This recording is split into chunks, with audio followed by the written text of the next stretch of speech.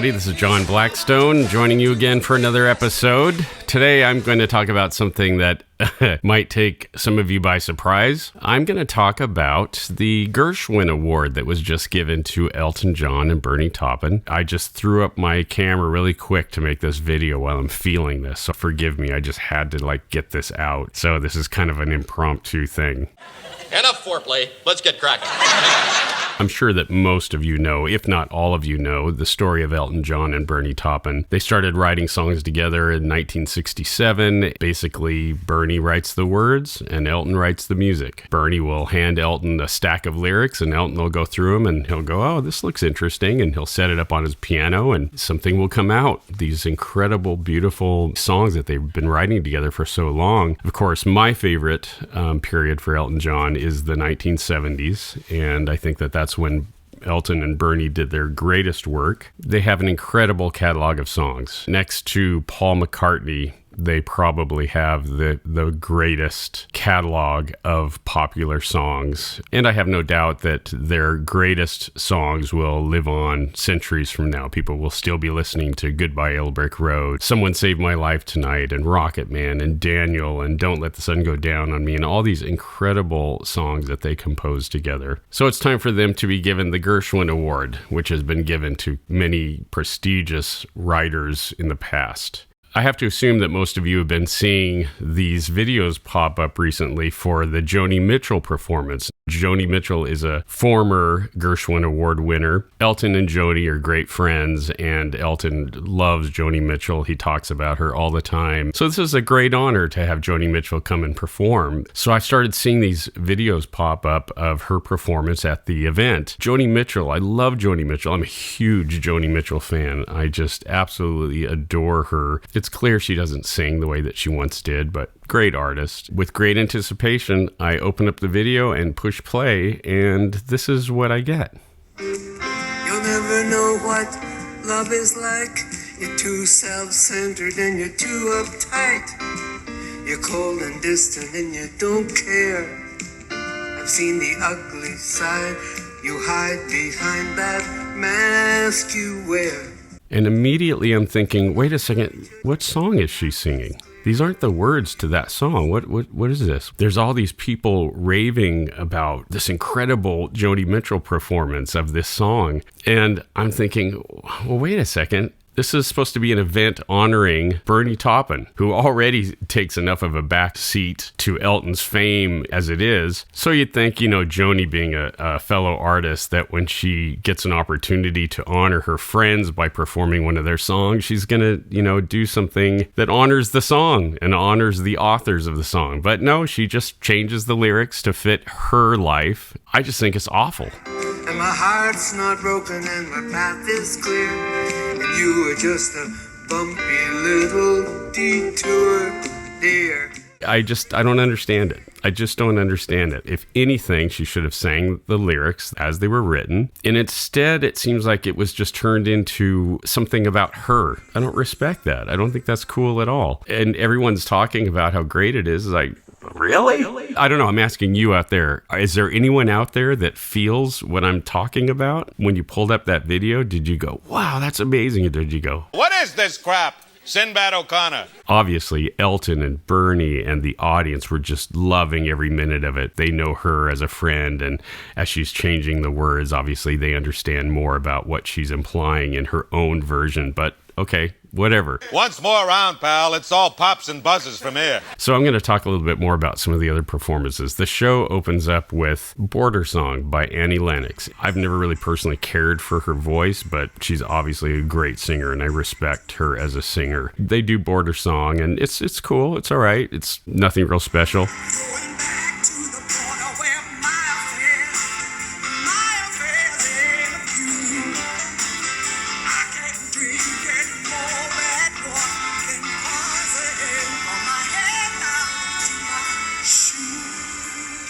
One of the things I noticed about this entire show, every performance almost felt like a Broadway musical, which is exactly what the movie felt like, the Elton John movie that came out. I was about a half hour into it, and when I realized that they were not going to recognize the role that Davy, Nigel, and Dee played in Elton's career, especially Dee and Nigel, I just realized this movie is not about Elton John, the artist. This is about Elton John, the celebrity, the person. Now, the Queen movie, which was directed by the same person who made the Elton John movie, Rocket Man, that movie, at least, even though it was embellished and there was a lot of stuff in the Queen movie that never happened, at least it kind of had the feeling of a story of a rock and roll band and the process they went through. The Elton John movie was essentially like a fantasy, a Broadway musical. I'm hearing these beautiful songs that were so impeccably recorded in the 1970s. All these beautiful songs get turned into a dance number. That movie was really upsetting to me. I almost walked out of it, and I've talked to a lot of people that feel the same way. It's beyond me that Elton can put out a movie about his life and not even recognize the incredible role of Dee Murray and Nigel Olsson in launching his career. On another note, about this evening, the camera shoots every other member of the band, never filmed Nigel Olsson. Then Garth Brooks comes out. Okay, is it just me, or is there just something really goofy about this? Check it out. And it's sad, so sad. It's a sad situation. And it's getting more and more upset. Am I crazy? Am I the only one that's looking at this just going... And now for something completely different.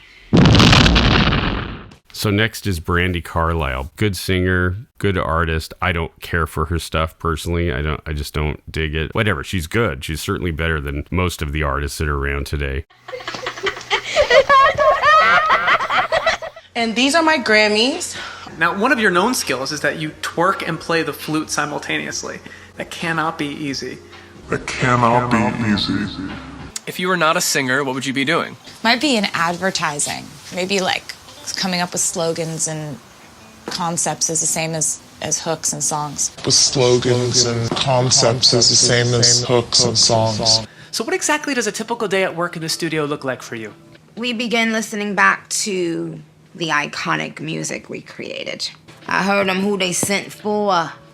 Said you were 10, you must have meant 4. Hot in the summer and the winter.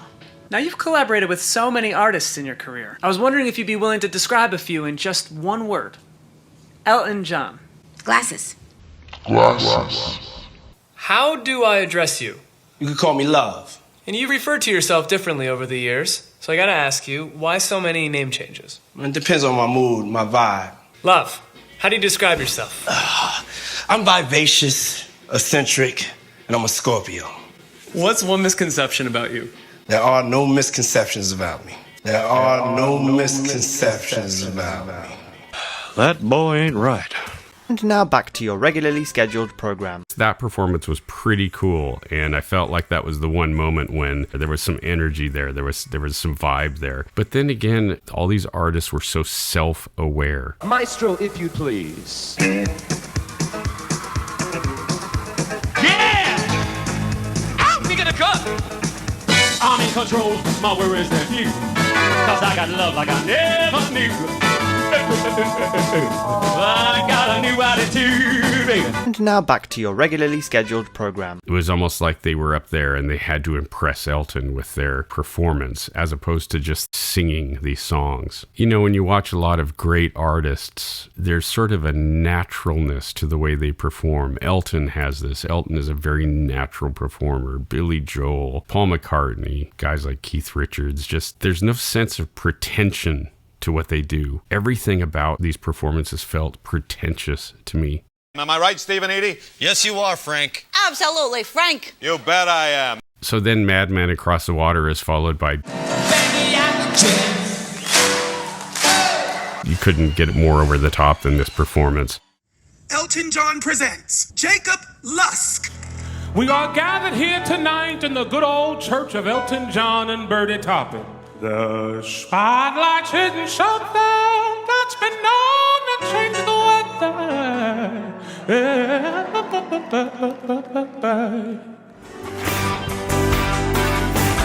Pancakes plug until the face that's made. I think I'm lying, but better make the make sense. This guy's a great singer, but man, Benny and the Jets was one of the songs that arrested my brain when I was a kid. I was just so sucked into the energy and the weird vibe, the kind of magical vibe of that song. And this guy's essentially just turned it into a Broadway show tune. Whatever, you know, the audience is loving it. Elton's on his feet. Everybody's so excited. What's wrong with me? You folks tell me what's wrong with me. Stay off of this stuff!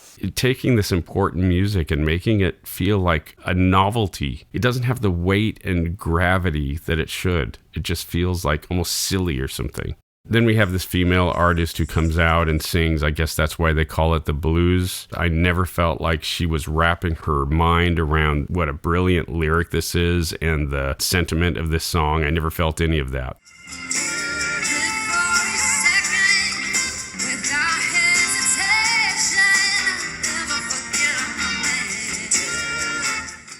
The MC of the evening performs the pitches back.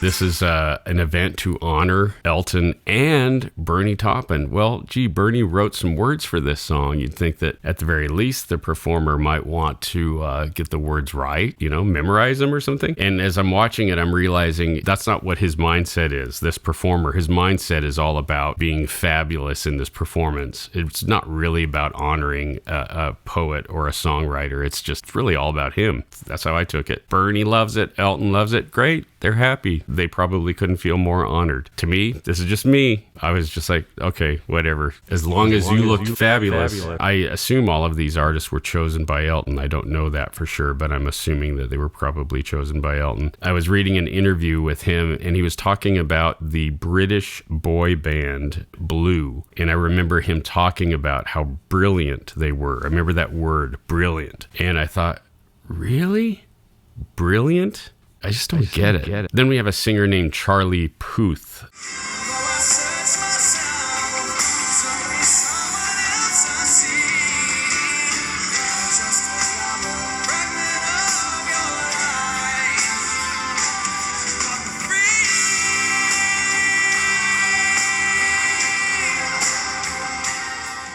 There's just nothing that feels natural or inspired about this. Am I crazy? Am I crazy? Tell me.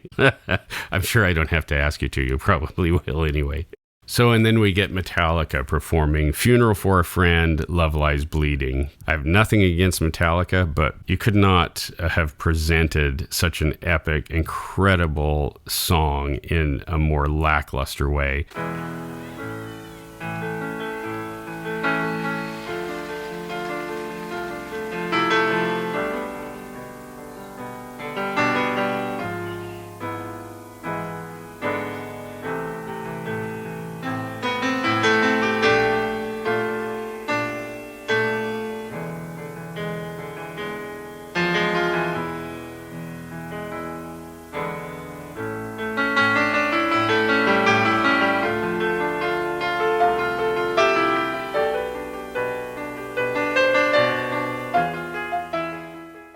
I think that's really one of the things that sets that record apart, because it's such an extraordinary piece of instrumental work that it really makes you sit up and take notice and gets you ready. It's almost like saying, okay, sit back, you're in for a ride, you know?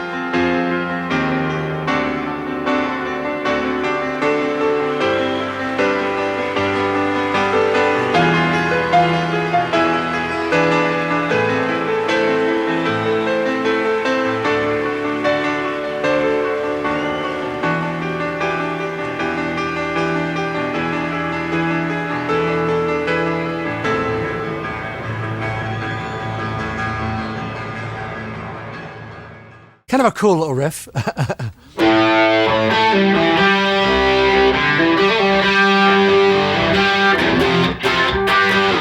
my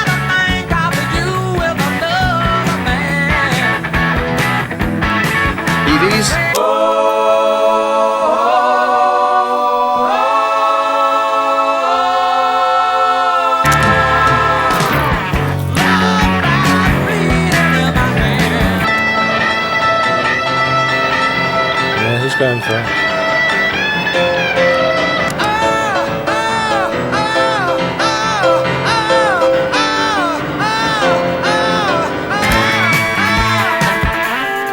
And then it's The end.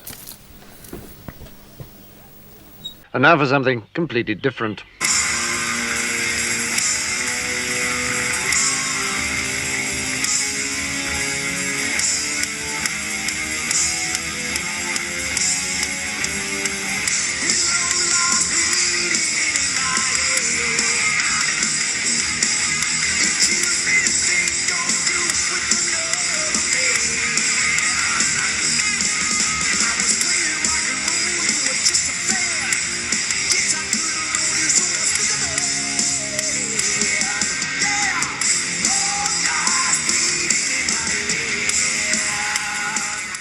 I just thought it was a terrible presentation of a song that is so legendary and so amazing. I've said several times how much Elton and Bernie love this, and it's their night. It's all about them. If they're happy and if they feel honored, cool, great. That doesn't mean I can't express how I feel about it. Not a single moment was moving to me or powerful for me, and that's weird. There's usually in these kind of tributes, these shows, there's usually something that hits me and really grabs my heart or moves me a little bit, or at least makes me excited about the artist. It never took me there. Didn't make me just go, wow, these guys are just such great artists. And for so many years I've been kind of wrestling with this idea of like, what happened to that Elton John I once knew and loved and admired as an artist? My gift is my song, yeah, and this one's for you. Get it on.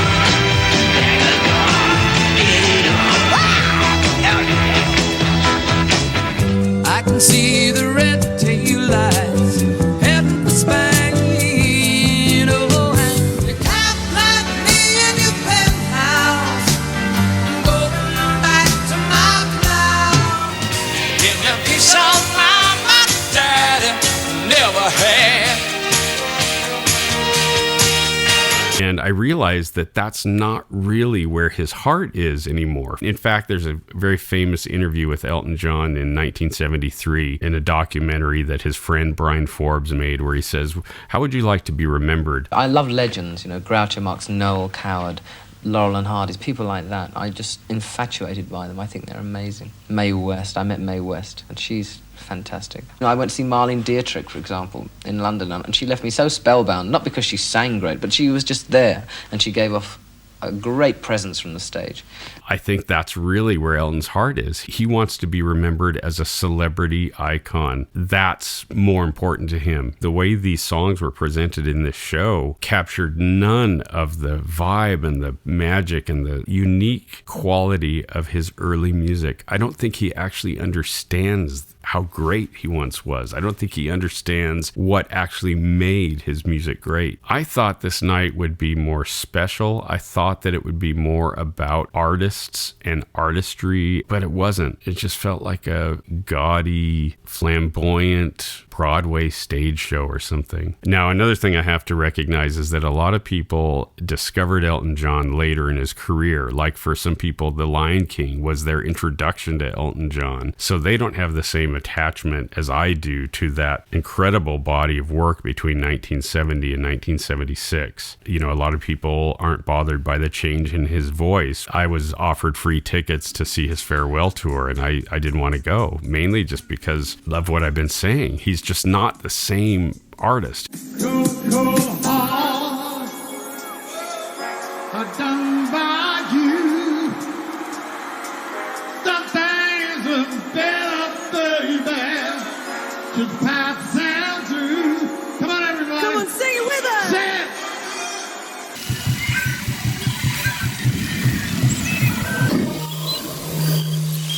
I love Elton John for a very specific period of time, and I love the work especially that he did with Davey, Nigel, Dee, and Gus Dudgeon. That's the catalog that's going to be celebrated and listened to centuries from now. He's put out good stuff after the 1970s, but even the best of his post-1970s music does not touch his best greatest works from the 1970s. That's to be expected. A lot of people burn really bright and really hot for a period of time, and you can't expect them to be able to recapture that. That's why every song they played in this show was from that period. All of it was, except for, I guess that's why they call it the blues. It was all from that catalog. That is his legacy as a musician and an artist, and the show seemed like it was taking songs from that era and performing it more like Elton would perform it now, just like something you'd hear on Broadway. I hope I haven't ruffled too many feathers.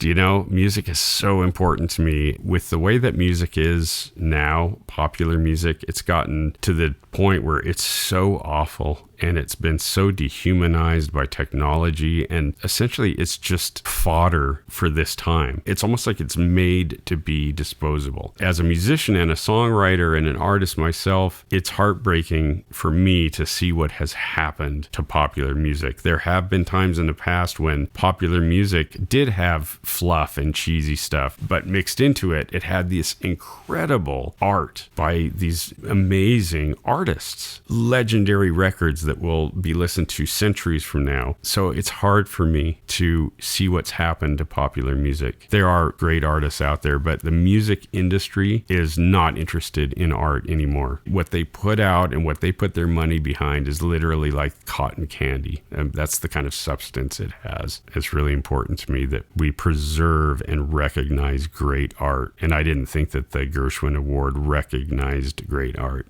In fact, I think it did it a detriment. I'm a guy with a lot of opinions about stuff. I assume you've noticed that by now. Thank you so much for the great comments. Please like, please subscribe. It really does help. All right? Cheers. Well, fans, that was a great show for today. Hope you liked it. We'll have another show tomorrow. But for now, goodbye.